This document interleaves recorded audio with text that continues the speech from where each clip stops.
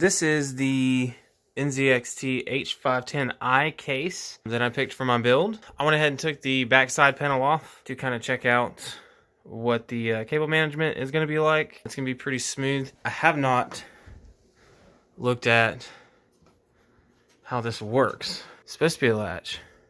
So it is a latch. It just opens. Pretty cool. Checking out the inside. Plenty of room to mount some fans. I see some spots for SSDs down there.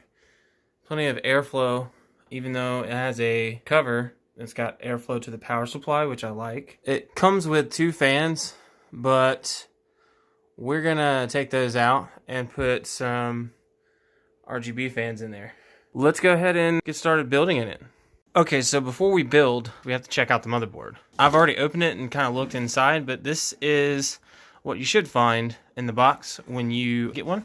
This is the Asrock Steel Legend motherboard. I picked it because I really liked the way it looked alongside this case. It had everything I needed as far as PCIe slots, NVMe. It comes with the cable inside, a few little screws for the NVMe slots. Of course, the drivers with the Asrock sticker. I'm not going to need the disc though, because I'm going to download the stuff. And of course, comes with the manual. Everything you need to know about how to run your stuff. This I thought was really awesome. This is the I/O shield for the motherboard, and it's really cool because it matches. So I haven't actually taken the motherboard out of the static bag yet, but take a look at this thing. It looks pretty sick, so we're going to show you guys what that looks like, and I'm going to take it out of the bag so you can get a better look. So here we go. So pulling it out of the bag and out of the box and checking this out, they sent it with this kind of styrofoam protection around the motherboard, which is really, really cool. It's actually zip tied right there. I have actually never seen that, in a motherboard packaging before. It's zip tied down there too. So that's pretty cool. So this is what it's going to look like in the case. Graphics card is going to go here. Processor and cooler, all the RAM. These are actually RGB, which is another reason I picked this board. But also, just look at how pretty it is with the digital camo on there. That's the D450M Steel Legend. I went micro because I didn't want to take up the whole amount of space on this case. I just wanted to give it some room to breathe. So I feel like this is going to be a really good build, man. It's going to turn out great. Alright, so you can take your board and you can put it on top of this box right here that came with the actual motherboard box itself that held all your packaging. And then you can take your power supply there, put it on top of the other side of the box. Go ahead and flip it over, make sure it can breathe. Yeah, my bad there. I just wanted to make sure you could see. I'm not actually using the 500. I put that in my other rig because I did some upgrades with it. So I'm just going to use this 450BT right here. That should more than handle it. I'm pretty confident. I'm only using like 417 watts total with this build, so it's got it covered. Alright, so I'm going to put the RAM and all that stuff on, and we're going to do a bench test. Cool. Okay, so here's the RAM that I chose. This is the Team Group Tforce Delta DDR4 Gaming RGB white. I picked the RGB to go with the board. I think it's going to look sick.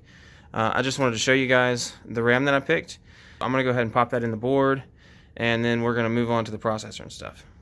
Some useful information while you're doing a build. Read the manual. It tells you all about your memory speeds and which slots support those speeds. So if you want to get the best out of the RAM that you buy, you need to make sure you're putting it in the right slots. According to my RAM speeds, it will be supported up to 2933 in A2 and B2. So we're going to look at that, which should be these 2 channels here. Not the first and third, but the second and fourth. Check it there. Boom. A1, A2, B1, B2. So A2, B2. There you go. That's what we're going to do. All right, so I've got the RAM right here. This needs to be unlocked there. This needs to be unlocked there. All right, those two are unlocked now. It can only go one way, and it should go in pretty easy. You shouldn't have to put a whole lot of force on your RAM to get it to seat. So you put it in the slot and press on both sides.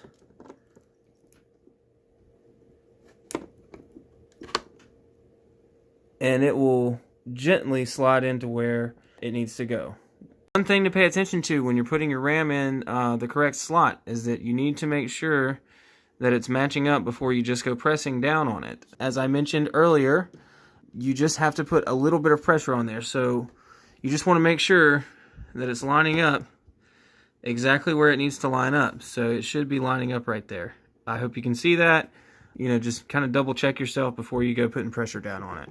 And again, just gently press one side in, and it should just go in and follow pretty easy. All right. Check it out, it comes with a cool ass sticker. Yeah! I actually bought a Ryzen 7 processor, but I didn't need the cooler, so I upgraded my machine to the Ryzen 7, and I took this one out of my old machine, and we're going to be using that on this build here. So we've got a Ryzen 5 processor, but we've got the Wraith Spire cooler because I didn't actually need to use that cooler on my other machine. So yeah, this is a really great processor. It's a 6-core processor, and it's great for gaming and streaming, and I think it's going to be great for this build. You want it to be seated correctly, and what actually holds it down is this little pin right here. So you want it to be up as you seat your processor into the chipset so that it will slide down, and then once it's in there, you want to lock it in. With AMD processors, there's usually a little, golden arrow there, if you can see that, and it indicates how it should be sitting in the chipset, if that would focus. So yeah, we're going to drop this down in here. Should just go pretty easy, if I'm right. Boom, there it is. And then you're just going to lock it in place like this. Boom. All right, so it's in there. Now we got to put the cooler on. This is the cooler that we're going to be using on this build. So it's already got the thermal paste ready to go on the bottom of it, so I'm not going to apply any thermal paste to it. So the way that this cooler works is it actually has two little latches, one on the right side and then one on the left side, and then that cable actually plugs into the motherboard so that your fan works. It also comes with a few other cables and stuff that you can plug into the board for the RGB fan and the RGB ring. So I'm going to go ahead and try to get that seated for you guys, and then we're going to go ahead and try to put the GPU down. Okay, so once you get one side latched, the other side should go pretty easy. So all we got to do here is hopefully just put a little bit of pressure down and it will latch, and then we'll lock it into place using this mechanism here. We've got everything connected. The processor is seated. The cooler is secured. Both cables are running from the cooler to their specified locations on the motherboard. The next thing we got to do to test this baby is to put the graphics card down. Now, I haven't actually looked inside this box yet. There's a reason why I picked the Radeon RX 580. This card, comparatively to some other mid-range cards, for the price that you can get this one for, and the performance, if you overclock it, is around the same as some of the mid-range cards. So, being that I was doing an Asrock build, I looked at the Asrock Radeon cards. This one was a really good price, and comparatively, to some of the other cards on the market, this one has 8 gigs of VRAM versus 6. That's going to help in performance. You should be able to play pretty much any game in ultra settings on this card. You should be able to render pretty fast with it and stream. I think it's going to work out just fine. It's going to look great with the board. Asrock really makes some good stuff, in my opinion. Most generic cards that come in builds are like a single fan. And if they are the double fans, they're the shorter cards. This one's kind of a long boy. And I really like the way it looks so far. Like, I believe that little accent white on the bottom with the Phantom Gaming silver and red looks really awesome. You know, that's one of the other reasons why I picked this card, because I thought it would look really good with the build. Not only did I want to pick performance parts, but I wanted to make sure that they looked pretty good in the build as well. So I'm gonna go ahead and put that down. We're gonna test everything out. Cool. Actually, I had to unplug these so I can get the card down onto the board, and then I'll run them either around it or underneath it for the test. But when I do the cable management, I'm gonna try to hide them as best as I can. So we're gonna try to seat this graphics card one-handed. Usually when they're in the case, there's a little bit of a lip on the back side there because of the lift here. So it is gonna look a little weird when I put this down on there. But yeah, you just wanna make sure, kind of like the RAM, that it goes in the slot. And you just wanna make sure that whatever pressure you put on it, you know, you put a light amount, because it doesn't take much to seat these parts in the computer. So you want to make sure it's lined up in the lane, which it looks pretty good to me. And then what you're gonna have to do is, like I was telling you earlier, doing an open bench test, there's a little bit of an issue here with the board and it not seating. So that's going to actually push the board up on that side a little bit, but it's not going to hurt anything. But yeah, we're going to get this seated, and then we're going to plug that in, and then we're going to do a test. So yeah. Got all the cables that we need coming from the power supply already kind of ready to put on the board. I wanted to show you guys where they plug in at, just in case you didn't know. The three main cables that you're looking for, of course, are going to be your motherboard power cable and your graphics card power. They should be labeled. This one says VGA. This one has MB on it. You want to make sure that your CPU power is plugged in as well. And everything else is for your drives and stuff, but we're not worried about that right now. There should be a spot right here for your CPU cables to go down. And a little latch on that side indicates which direction they should be going, because they all have latches like that, you can see. Alright, so you got this spot right here. You want to make sure your CPU cables go into where they're supposed to go. Just to point this out here, for this board, I did have a little trouble getting the power to go down. Hopefully we're going to be good. Put down your motherboard power. How this works is there's a little spot right there on the end that you got to make sure lines up with the rest of the cable. I hope you can see that. And then what you want to do is you want to make sure that your latch is facing the right way. That's really, really important. So we need to flip this around. All right. Really need a camera guy. At this point, we've got everything connected, and I'd say that we're ready to give it a test go. One thing that I will mention, but I'll let it slide because it is a brand new motherboard. I did have a little bit of issue getting the power to the board to go down at the top side and here on the motherboard power. But everything else, you know, it's pretty simple, pretty easy. So yeah, we're gonna go ahead and do something crazy real quick. I've showed you guys this before on my Twitter. Now the power supply is on, and you can see that we're getting power. That's a good sign. I'm gonna go ahead and turn the light off too. Oh wow, that looks pretty. So what you do here is you take a screwdriver, and there are some pins on the motherboard, and you got to make sure that you connect two certain pins together. This is called jumping the board. So this is what does a test for you on your components. You can make sure that you got video and that everything is going to work before you put it into your case. So just run it across those pins right there, and it should just power on. Check that out. We're getting video. So I would say that that is a good sign that this seems to be a success. It looks really, really good. Wow, just check that out. That is awesome. The Steel Legend RGB. The Tforce RGB. AMD RGB. And then the Asrock GPU. We're in the BIOS now, so what we're going to do is we're going to go ahead and pop the board and everything into the case and finish the build.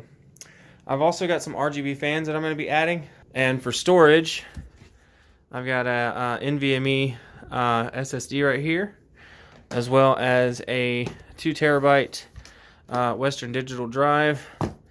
And I will also be installing Wi-Fi. Yeah, so let's go ahead and just build this thing. Alright, so the next thing that you want to do after you've tested all your parts is get your case ready with all the fans and stuff that you want to put in, which I already did. I already put all of my fans in the spots that I wanted them or needed them to be. So these two back here are set up for exhaust, and these two up front, they're set up to pull air in. We're going to be putting the power supply in now. I like to make sure that the fan is actually facing the bottom. When I put mine in, all you need to do to mount your power supply is to use these 4 little screws that comes with it and just have a Phillips head screwdriver. Should slide in pretty easy, especially in this case because it's got a lot of room in the back. So then we're just going to make sure that that is lining up where it needs to line up, which that looks pretty good. And then we're just going to put the screws in there. So we'll show you that after I do that. All right, so the power supply is in there. All the screws are in. So the next thing that we're going to do is put the rest of the parts down on the other side. Yay! We're going to put this shield in. It's pretty easy. What you have to do is, number one, come over here and see what direction it's actually supposed to be going. Looks like we have it right. All right, cool. We've got it the correct way.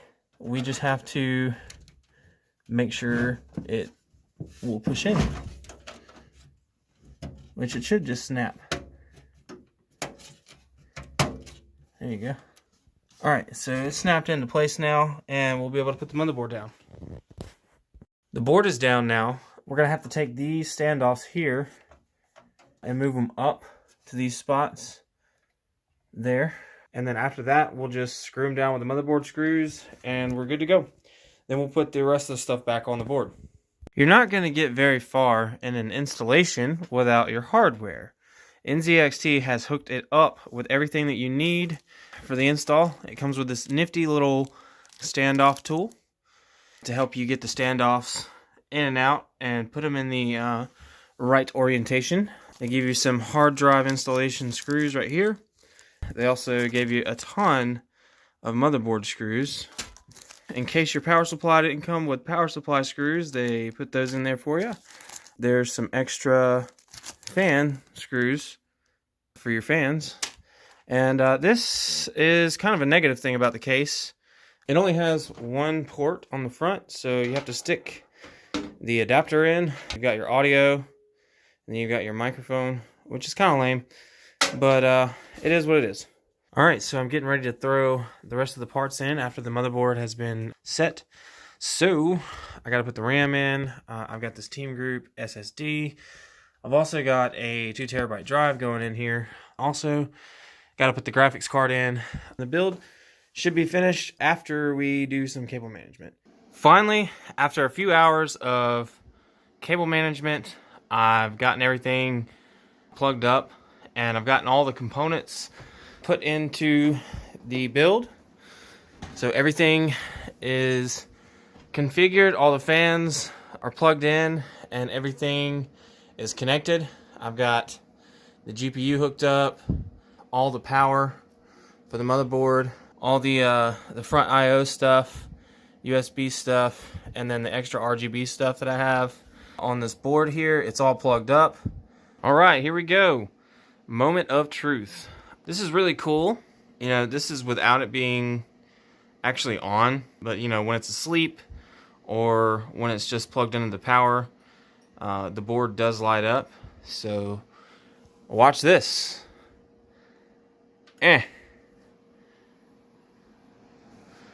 Check that out. This is so sick.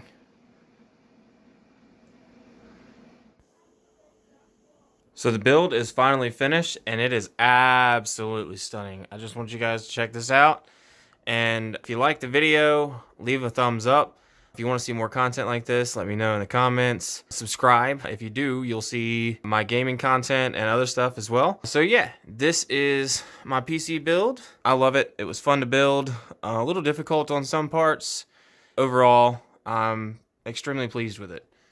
All right, we'll catch you guys in the next video.